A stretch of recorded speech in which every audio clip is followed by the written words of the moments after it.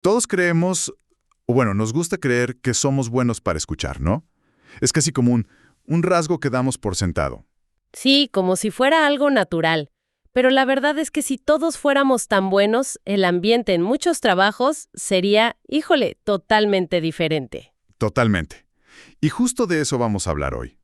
Vamos a analizar por qué escuchar de verdad, con intención, es una de las habilidades más difíciles pero también más poderosas que hay, y por qué a tantos líderes simplemente se les escapa de las manos. Y es que, ojo, no estamos hablando de una habilidad blanda más para poner en el currículum. No, para nada. La falta de una buena escucha tiene costos altísimos, muy concretos. Genera desconfianza, frena la innovación y, como ya hemos visto en casos muy famosos, puede acabar en crisis gigantescas. Exacto. Y para meternos de lleno en este tema, tenemos una base increíble. Buenísima. Es un artículo de la Harvard Thesis Review que se llama ¿Eres realmente un buen oyente? Lo escriben Jeffrey Jeep y Colin M. Fisher, y lo que me encanta es que no es solo una opinión. No, es un análisis masivo. Es una revisión de 117 estudios académicos sobre el tema. Así que hoy justo vamos a desmenuzar las 5 barreras que esta investigación identifica y lo más importante, qué podemos hacer para superarlas. El patrón se ve clarísimo cuando empiezas a ver los ejemplos. Piensa en Google, por ejemplo, con sus famosísimas reuniones TGIV.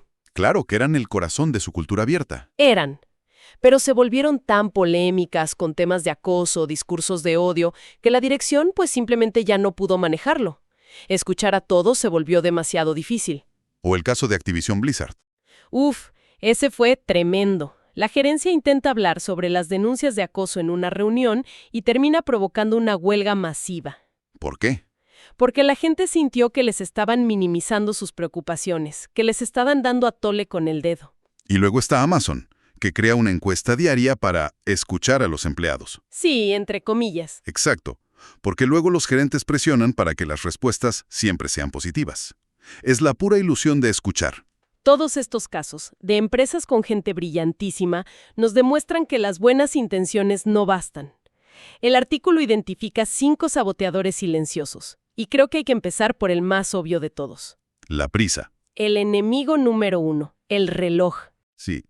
Cuando un líder va a toda velocidad, sus respuestas pueden ser, pueden causar más daño que el silencio. El caso de Andy Owen, la CEO de MillerKnoll, es un ejemplo perfecto de un desastre en redes. Sí, ese fue un caso de libro de texto.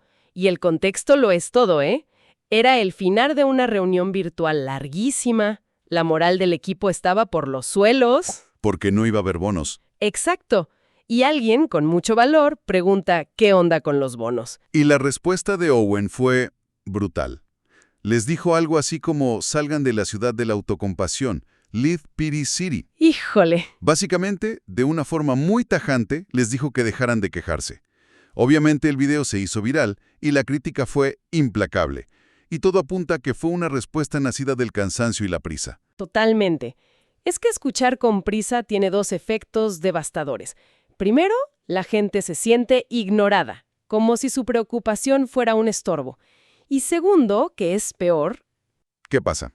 lleva a los líderes a tomar decisiones con información incompleta o a dar respuestas que solo echan más leña al fuego. No hubo tiempo para una respuesta empática o preparada. Fue una reacción visceral. Ok, el diagnóstico es clarísimo. Pero una de las soluciones que proponen es resistir el impulso de interrumpir. Uf, eso suena mucho más fácil decirlo que hacerlo. Es dificilísimo. Claro, si sientes la presión del tiempo, es casi un reflejo querer saltar con una solución o cortar a la persona para ir al grano. Claro, es un impulso muy fuerte. Pero mira, hay un truco mental que funciona bastante bien. A ver, Cambia tu objetivo al escuchar. No escuches para responder.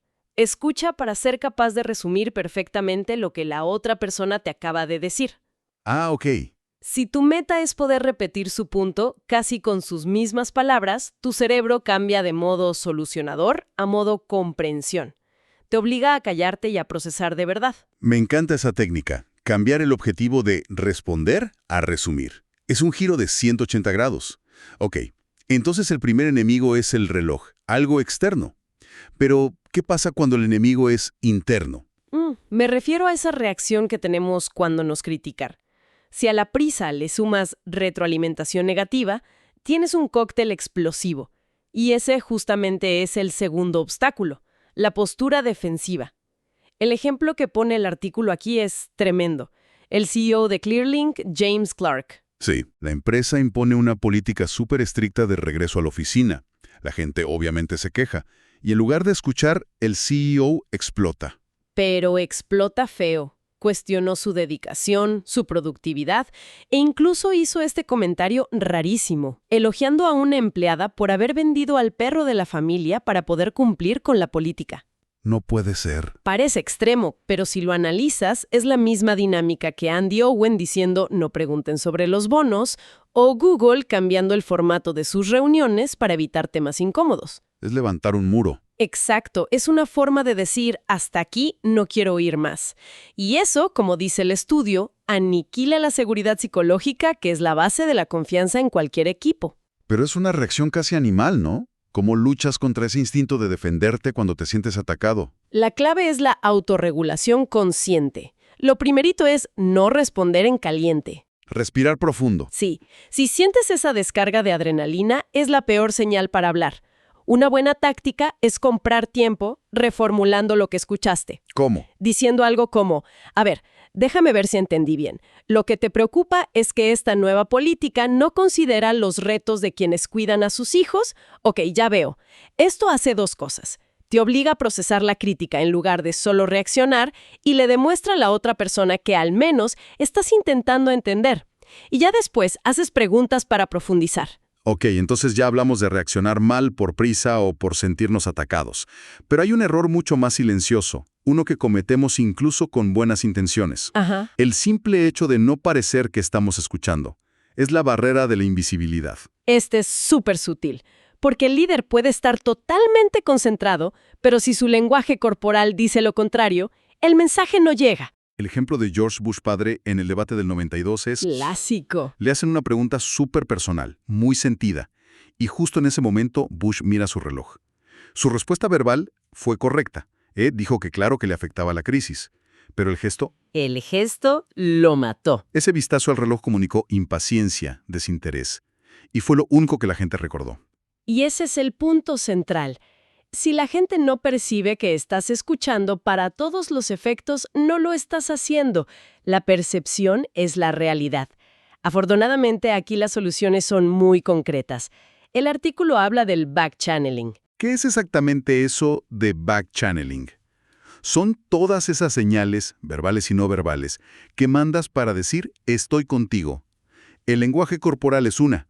Mantener contacto visual, asentir con la cabeza, una postura abierta, no con los brazos cruzados. Claro. Y los refuerzos verbales. Frases cortas como, entiendo. Claro. Ok, que le indican al otro que sigues el hilo. Hay una técnica que mencionan ahí que a mí me parece la más potente de todas. ¿Cuál? Resumir y reflejar.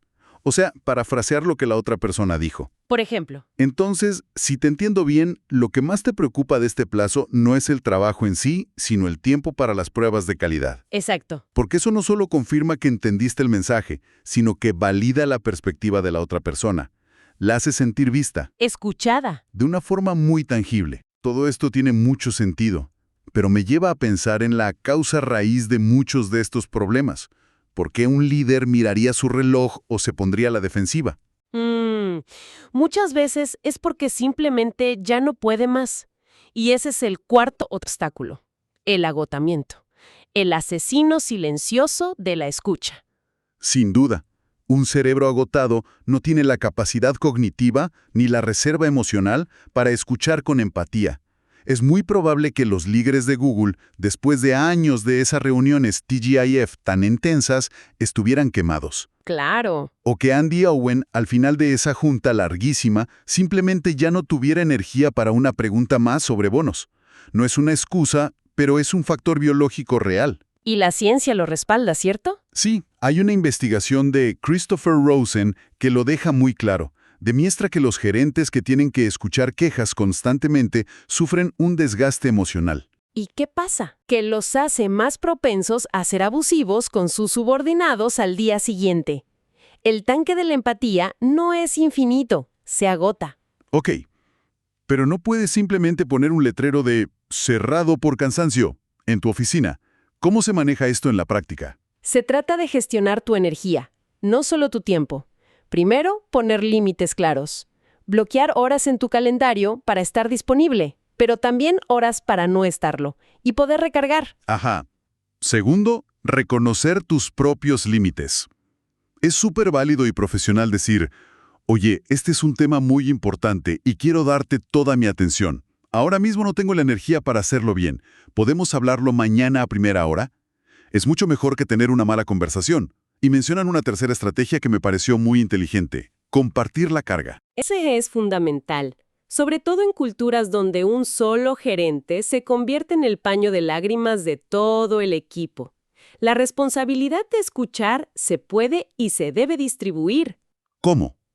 Rotar quien dirige las reuniones de retroalimentación, involucrar a otros líderes. Esto no solo previene el desgaste de una persona, sino que crea una cultura donde escuchar es una responsabilidad de todos, no la tarea de un solo héroe agotado. Tiene todo el sentido. Y todo esto, la escucha activa, el lenguaje corporal, gestionar el cansancio, todo se va directo a la basura si caes en el último y más destructivo error. La inacción. Este es el que rompe la confianza para siempre. Es prometer con la atención y defraudar con los hechos. No hay nada más desmoralizante que dar tu opinión, ver que todos asientan y una semana después darte cuenta de que nada cambió. Es la forma más rápida de enseñarle a la gente que no vale la pena hablar.